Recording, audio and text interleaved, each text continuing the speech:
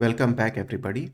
In this lesson, we are going to look at how Karate supports environment switching. What is the role of karate.config.js in environment switching? What other function it serves? Uh, Before that, a quick note on what environment switching is. Typically, in a company, you would have at least two environments where your services would be running and providing its functionality, right? Production is where you want to get at, but there would be lower environments where you would want your developers and testers to test stuff out before it is ready for production. And each of this is an environment in itself. This is where all the services and its dependencies typically run.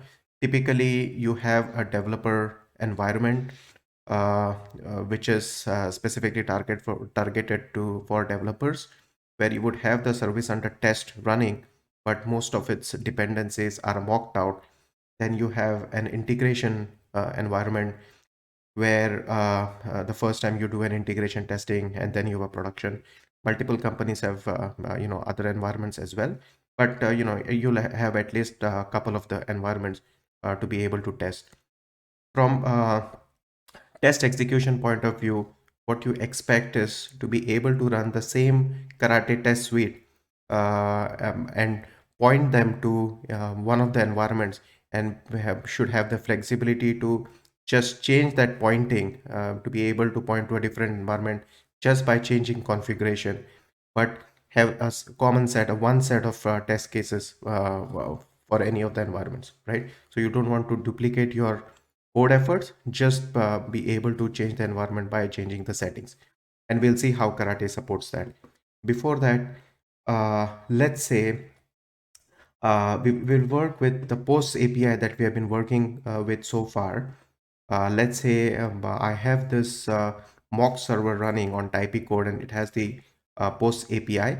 And as you had seen in the last video, we also have a local setup running on my machine on localhost 3000, where I also have this post API running. So I have two versions of the service running, one on my developer machine and one on this remote server, right? And I want to be able to switch the environments as desired depending on where I want to test.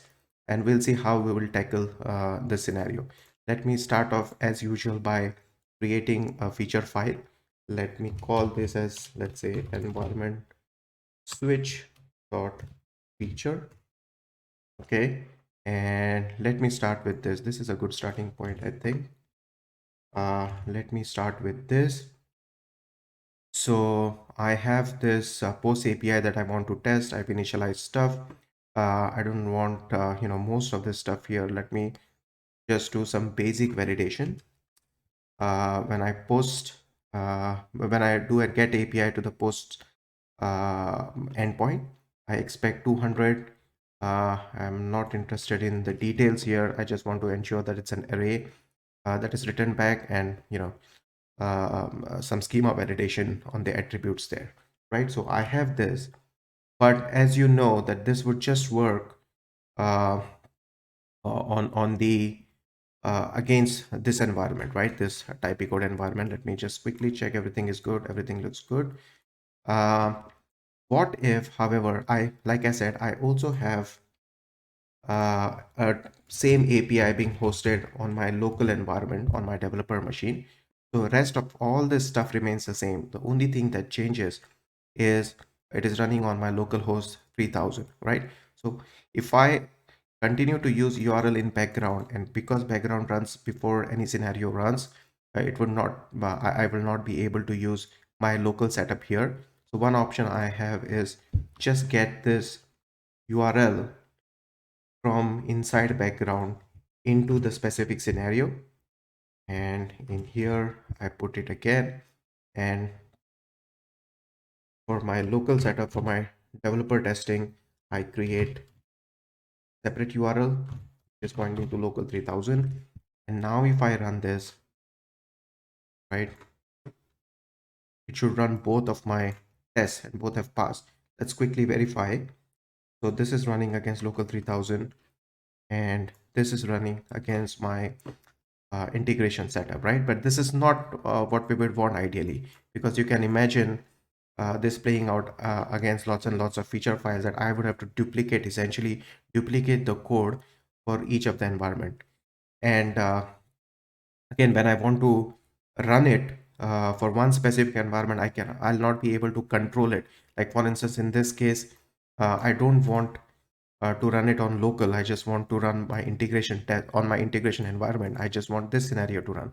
Of course, you have one way of doing that is by tagging. For instance, I can tag this scenario, let's say as integration, and then I can tag this scenario as dev, right? Essentially saying this is to be run on dev, and then I can control it by running it through my command line. Essentially, what you're saying here is ambient test.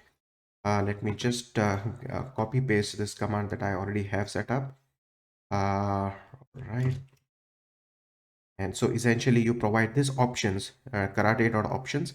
What you're saying here is only run the scenarios with tags as dev, right? So in this case, if I'm only interested in running scenarios against my dev environment, I want to skip this.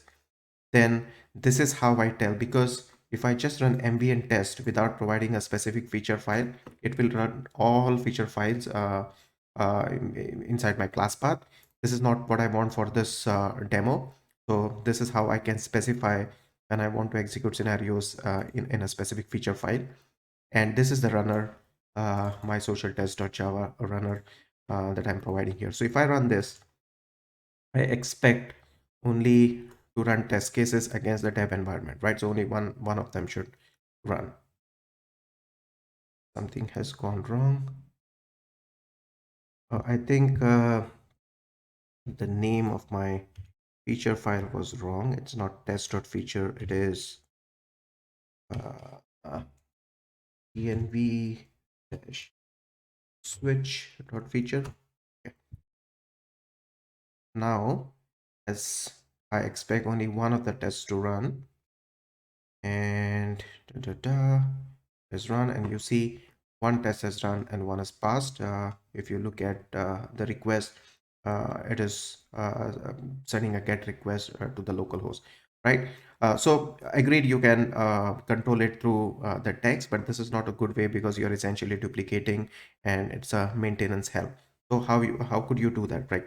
If I can't put it in background because that is shared in a feature file. So that is where karate.config.js comes in. Karate.config.js is a file that runs every time karate runs. So it's a file that karate expects to find inside class path. So if you look here, you remember from our first lesson that a class path is your src test java, and that is where it expects to find karate.config.js, which is essentially a JavaScript function which returns a config object, right? Which config object is nothing but a map, a JavaScript object with a key value pair, right? And the karate would always run this file first before running your test suite. So this is one location. This is one sort of a global location where you can define stuff which could be reused across multiple feature files. So inside background, if you initialize stuff here, that is only available to the scenarios inside that feature file, but you define stuff in the karate.config, it will be available across feature files. So if you look at it, this is the default config file that came with the installation. You see that it has defined a config object and it has returned that object. It right now has two attributes that is defined. One is the environment itself, which is nothing but the karate.environment that comes, which is a system property. And this is the property we would be interested in. This is the property that would define what environment we are testing against. If you do not provide any environment, which is what we have been doing so far, we haven't been particularly talking about in terms of environment. So if nothing is defined, it assumes a particular environment. In this case, it assumes a dev environment, and then you have a map which defines key value pair. So like it has defined two key value pairs here, environment and my var name, and it has assigned some value to it. And uh, then you can, depending on the environment, you can override some of these properties. So it is here that we will define one or the other URL that we were testing. So this way, we would have to write only one scenario for the test, because if you look at it, the code is still the same, right? The only thing that changes is URL. And if that URL could come in from config.js file, and depending on the environment, if it could give us the right URL, we are set, right? That is all we want. So this is how we will do it. Before looking at that, you can see that we have this my var name set some value, just to prove the point that this variable is actually present, is available for feature file. I will just use let's say a print, what is that value, it on the key. I'll just do it over here, and I expect to see some value, right? And this time I want to uh, instead of this, I want to print this int environment, because that is where I put my var name. And if we run this, let's see.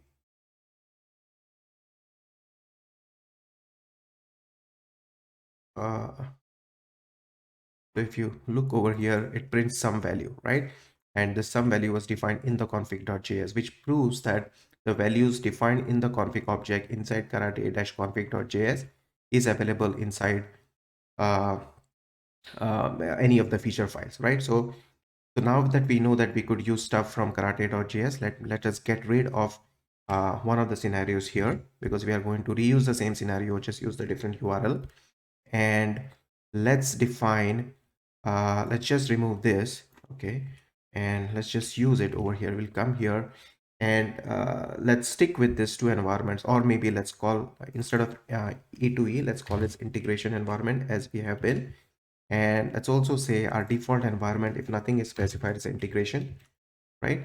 And our service is called is a post service, right? So let me define this new variable called post service, and let me set its default value to the value to the integration service URL, right? And got my codes wrong. So this is my default value for the post service, and inside uh, dev specific environment, I will override it. A dev environment is where developers typically test.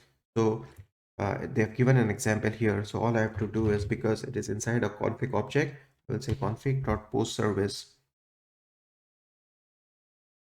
is equal to http localhost 3000, right? And uh, anyway, if you don't provide an environment, it is set to integration. The default setting for the post service is anyway the one for the post integration environment. But just to be explicit, I will still set it to the right one inside integration environment again. So what this means is, remove this and do equals. So what we have done is, we have a default setting, and depending on the environment, we are overriding the stuff. So this is all we have to do, right? So let us run the test again. uh,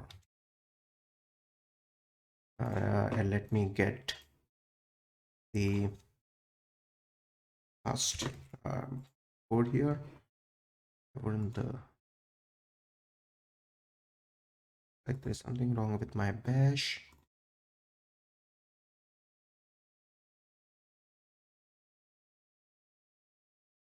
All right, here we go. So now we are not dealing with text, so let's just remove it, right? And now all we need to do is, we need to provide uh, the environment, right? And it is here that we would provide it from the command line itself. But before that, let's see, if we don't provide an environment, it should take the default environment and use post service as the default URL, right? I mean, this integration service as the default URL. Before that, we need to be telling our feature file to start using this. All you have to do is just use that variable. You don't have to provide config dot. You can just directly use post service. So all you're saying is, my URL is of the post service, and then all the rest of the stuff follows, the path, the assertions and things like that. The post, and now you don't need these tags anymore, right? Having tag, to that point, having tags is of course a good way of controlling how you would test. The typical use case is, let's say you have the test suite contains hundreds of test cases, which are your regression test cases and all the other stuff. But every night, for instance, you want to run a set of basic test cases, which are typically called as smoke test cases, and you don't want to run all those test cases every time. You want only a specific subset of test cases to run. You can mark such test cases as smoke tests and only run those with the tags called smoke every night, right? So that is one good way of controlling the number of tests that you want to run. But with respect to environment switching, this is not a good tactic. With environment switching, I think we should stick to the strategy that we are working on right now. That is defining environment specific things in the karate-config.js and using them in a feature file. So now in the background, I don't want to do anything. So I'm saying it's URL post service. And if I don't provide any uh, um, environment on the command prompt itself, it would take the default environment, which means this should run against the type code integration server. And something has gone wrong. Let's figure out why. Again, this is the problem with copy paste, right? I again use the same test.feature, whereas it should have been environment dot switch.feature. And if I run this again, all right. If I run this and check the uh, check the endpoint, you see that it has used a JSON placeholder.ip.code.com. But what if I wanted to wanted to test this on developer environment? The way to provide that option is using karate.env option, the karate.env flag, and you can just say -d karate.env and say dev environment. Now, because the environment would be set, it won't go into this if loop, if this condition, and it will go here. It should use localhost.3000 as the post service URL for its test, right? So if I run this again,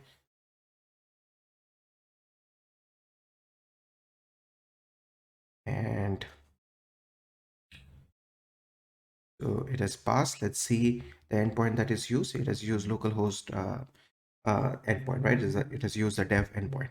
So we have looked at two use cases for karate.config. Because it's a starting point, you have used it as a place where you will define your environment specific configuration. For instance, post service. You could also define global attributes here. For instance, my variable, my var name isn't environment specific, but it is global attribute that you could reuse in many of the feature files. One more use of it is you can also control uh, some of the HTTP related configurations inside karate.config, right? You know that Karate has off-the-shelf support for HTTP, and many of the low-level details around HTTP are something that you use by default, right? For instance, there are certain timeouts associated with HTTP requests.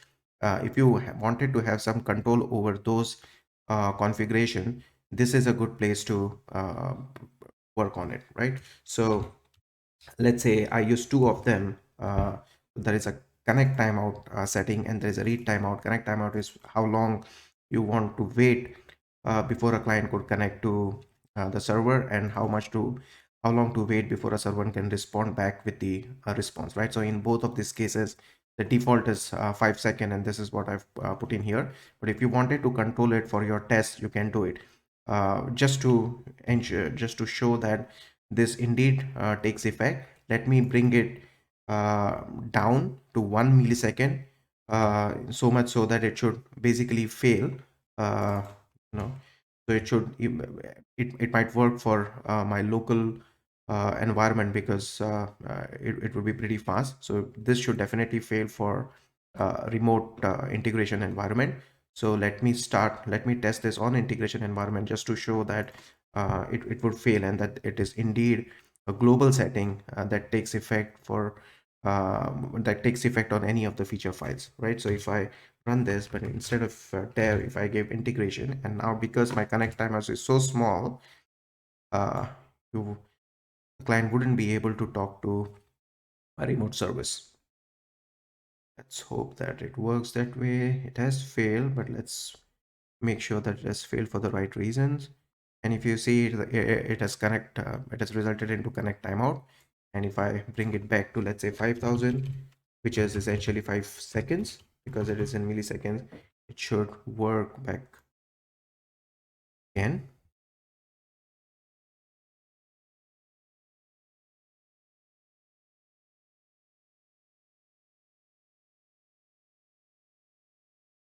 So there you go.